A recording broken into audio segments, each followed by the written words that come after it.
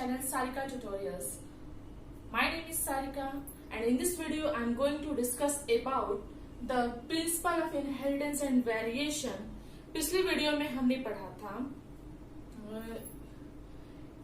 Gene interaction के बारे में। इस वीडियो में हम पढ़ेंगे एलिलिक इंटरैक्शन और इंट्राजेनिक के बारे में। तो चलिए जानते हैं इसके बारे में। Allylic interaction and intragenic. Allylic interaction का मतलब होता है the interaction between the allele, और इंट्राजेनिक मतलब जीन के अंदर जो दो एलील हैं उनके बीच का इंटरैक्शन। चलिए स्टार्ट करते हैं इसको। Incomplete dominance. पिछली वीडियो में हमने पढ़ा कंप्लीट डोमिनेंस के बारे में, इस बार हम पढ़ेंगे इनकम्प्लीट डोमिनेंस के बारे में। अगर आपको कंप्लीट डोमिनेंस के बारे में जानना हो तो आप मेरी पिछले वीडियोस को फॉलो कर सकते हैं। इनकम्प्लीट डोमिनेंस में क्या होता है? This is given by Carl Correns. ये कार्ल कॉरेंस के थ्रू दिया गया है। In this dominant factor is unable to express इस कैरेक्टर। पिछले बार भी हमने ये बताया था कि इसमें क्या होता है कि जो डोमिनेंट फैक्टर होता है वो अपने कैरेक्टर को एक्सप्रेस नहीं कर पाता है कंप्लीटली। लेकिन डोमिनेंट फैक्टर में क्या होता है कि जो दोनों डोमिनेंट फैक्टर होते हैं वो कैरेक्टर वो सारे एक्सप्रेस होते हैं, लेकिन इसमें एक्सप्रेस नहीं कर पाते हैं। डोमिनेंट तो होते हैं मगर टोटली वो एक्सप्रेस नहीं कर पाते हैं। Which result in formation of intermediate type of generation। तो इसका जो रिजल्ट होता है वो क्या होता है? एक इंटरमीडिएट टाइप का जनरेशन होता है। मतलब अगर दो पेरेंट्स हैं, इनका कैरेक्टर और इनका कैरेक्टर दोनों में से कोई नहीं आके कुछ ब्लेंड होकर तीसरा मिलता है, मतलब कुछ तीसरा बनता है, इसलिए वो कंप्लीटली रिजल्ट हमें एक्सप्रेस नहीं होता है। तो which is different from both the parents. तो वो क्या होता है? दोनों पेरेंट्स का कुछ डिफरेंट होता है। तो इसी को हम कहते हैं इनकम्प्लीट डोमिनेंस के, मतलब पूरी तरह से ये एक्सप्रेस नहीं हो पाता है इसमें डोमिनेंट फैक्टर। अभी तक आप लोगों ने पढ़ा होगा कि मेंडल्स ने अभी तक लॉ ऑफ डोमिनेंस दिए थे, फिर ये नया चीज कहाँ से आ गया? तो इस चीज को समझने की जरूरत है, क्योंकि बायोलॉजी में हम किसी भी चीज को, जो भी अल्टरनेटिव चीज होता है उसे हमें पढ़ना होता है और समझना होता है। यहाँ कुछ भी चीज डिसाइडेड नहीं होता है। तो जो भी अल्टरनेटिव चीज आती है इसमें ना तो मेंडल्स की कोई गलती है ना हमारी कोई गलती है, लेकिन जितने भी अल्टरनेट चीज आते हैं या कुछ नया आता है तो उसे हमें समझना होता है। तो चलिए समझते हैं। तो इनकम्प्लीट डोमिनेंस में जो रिजल्ट आता है वो इंटरमीडिएट टाइप का होता है। इट मीन्स अपने पेरेंट्स से बिल्कुल भी नहीं मिलता है। Which is different from both the parents. वो अपने पेरेंट्स से बहुत ही डिफरेंट होते हैं प्रोजेनी। अब आपके मन में ये सवाल उठेगा कि ये ब्लेंडिंग है, लेकिन नहीं, this is not blending because parental types are recovered in F2 generation. F2 generation जो होगा उसमें पेरेंटल टाइप्स जो होते हैं रिकवर्ड होते हैं। ब्लेंडिंग में क्या होता है, आप इस चीज को अच्छे से समझिए। ब्लेंडिंग में क्या होता है, जब A पेरेंट्स B पेरेंट्स से क्रॉस होते हैं तो F1 जनरेशन में कुछ नया मिलता है ब्लेंड होकर। ना तो वो A पेरेंट से B पेरेंट से मिलता है, किसी से भी नहीं मिलता है, वो कुछ नया होता है।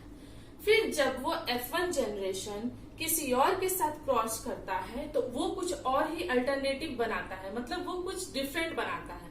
इसको हम ब्लेंडिंग कहते हैं। लेकिन यहाँ ऐसा नहीं हो रहा है।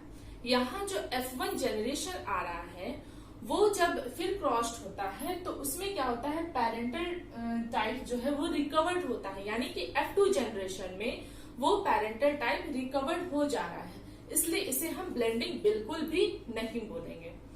तो आइए इस एग्जाम्पल को हम समझते हैं। फ्लावर कलर ऑफ मिराबिलिस जलापा, जिसे हम 4 o'clock भी कहते हैं और एक नाम उसका गुलेबाग भी है। इनकम्प्लीट डोमिनेंस का ये एक एग्जाम्पल है। दूसरा एग्जाम्पल है एंथेरिडियम मैजेस या डॉग फेदर या स्नैप ड्रैगन भी बोलते हैं। तो इस एग्जाम्पल को हम समझ रहे हैं। जो कार्ल कॉरेंस थे उस टाइम, उन्होंने क्या किया, एक रेड कलर का फ्लावर लिया, फ्लावर वाले प्लांट को लिया दूसरा उन्होंने व्हाइट कलर के फ्लावर वाले प्लांट को लिया, दोनों को क्रॉस कराया। उनका गैमेट आर, इसका गैमेट जो है कैपिटल आर और स्मॉल आर। जब इन दोनों को हमने क्रॉस कराया तो इसका F1 जनरेशन कैपिटल आर और स्मॉल आर आया। तब कार्ल कॉरेंस को यहाँ पे कंफ्यूजन हुआ कि मेंडल्स ने जो लॉ दिए थे उस हिसाब से इसका कलर तो रेड आना चाहिए था, ये कैपिटल आर स्मॉल, लेकिन यहाँ तो इसका कलर पिंक है।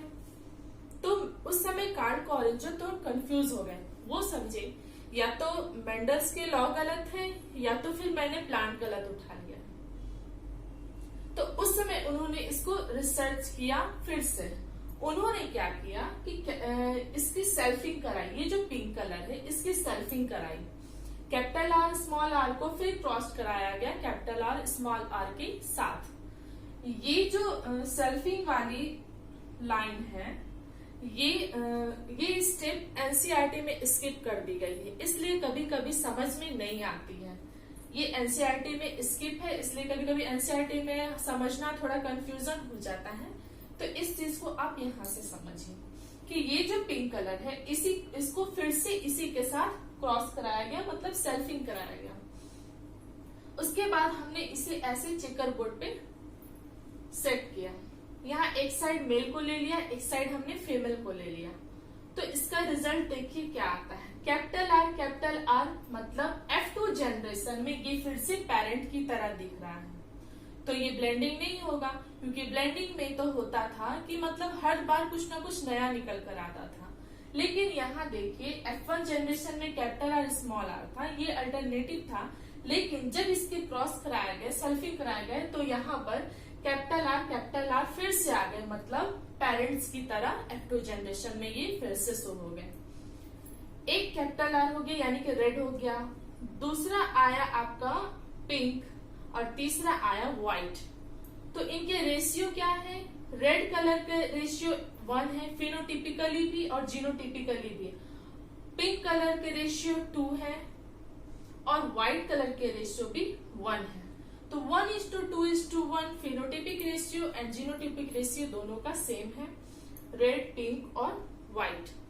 तो इस तरह से हम लोगों ने समझा इनकम्प्लीट डोमिनेंस को, क्योंकि कंप्लीट डोमिनेंस में दोनों डोमिनेंट होते थे और दोनों का कैरेक्टर अच्छी तरह से एक्सप्रेस होता था। लेकिन इनकम्प्लीट डोमिनेंस में दोनों का कैरेक्टर एक्सप्रेस नहीं हो पाता है, वो इंटरमीडिएट रह जाता है, मतलब कुछ और ही उसका रिजल्ट शो होता है।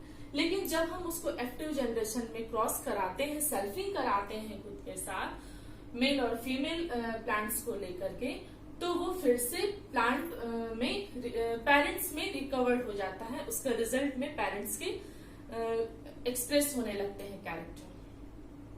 तो इस तरह से हमने जाना इनकम्प्लीट डोमिनेंस के बारे में। अगर आपको वीडियो मेरा थोड़ा भी अच्छा लगा हो और भी वीडियो आप चाहते हैं कि मैं लेकर के आऊं जेनेटिक्स पर, तो आप मेरे चैनल्स को लाइक, सब्सक्राइब और शेयर जरूर करें। और किसी भी तरह की क्वेरीज हो तो आप कमेंट बॉक्स में कमेंट जरूर करें। Thank you.